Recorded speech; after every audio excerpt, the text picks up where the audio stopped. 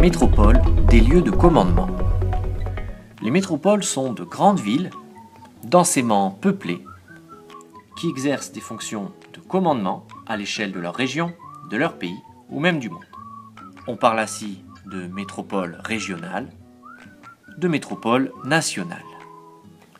Mais lorsque ces fonctions de commandement s'exercent à l'échelle mondiale, on parle de métropole mondiale, et ce sont ces métropoles en particulier qui nous intéressent dans le cadre de notre programme sur la mondialisation.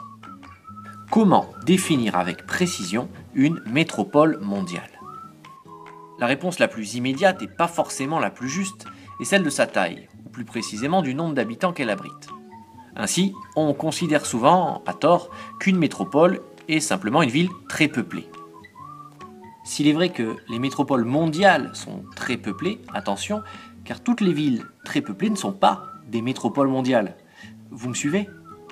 Ainsi, il faut bien distinguer la métropole de la mégapole, cette dernière définissant une ville comptant plus de 10 millions d'habitants. Alors, qu'est-ce qui fait d'une ville une métropole mondiale? Eh bien, ce sont avant tout ses fonctions, son pouvoir de commandement dans plusieurs domaines. Si elle est un lieu de concentration d'hommes, elle est aussi marquée par une forte concentration de richesses, et elle regroupe des bourses où s'échangent quotidiennement des millions d'actions, des sièges sociaux de firmes transnationales où sont prises les grandes décisions économiques qui impactent le monde.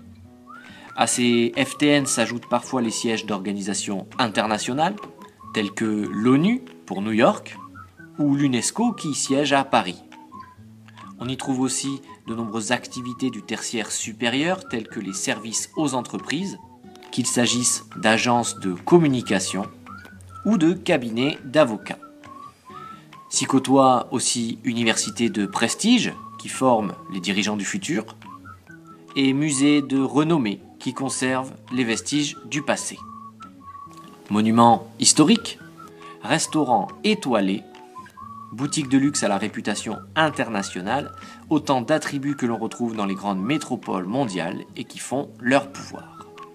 Alors, pour résumer, la métropole concentre les pouvoirs démographiques, politiques, économiques et culturels. Les métropoles mondiales, même si leur classement varie selon les critères retenus, sont toutes à la tête d'un réseau hiérarchisé de villes. Ainsi, elles ont une influence à l'échelle mondiale, mais aussi aux échelles plus fines, entretenant des relations avec les autres villes moins puissantes avec lesquelles elles échangent.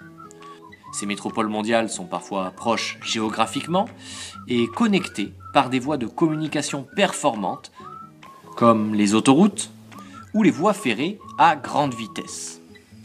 Toutes disposent d'aéroports internationaux. Connectées entre elles, les métropoles forment alors des mégalopoles. On considère généralement qu'il y a 3 grandes mégalopoles reconnues dans le monde. La mégalopolis nord-américaine qui s'étend de Boston à Philadelphie, la mégalopole japonaise dominée par la capitale du pays, Tokyo, et la mégalopole européenne, également nommée dorsale européenne ou banane bleue, qui s'étend de l'agglomération londonienne en Angleterre à la région de Milan en Italie.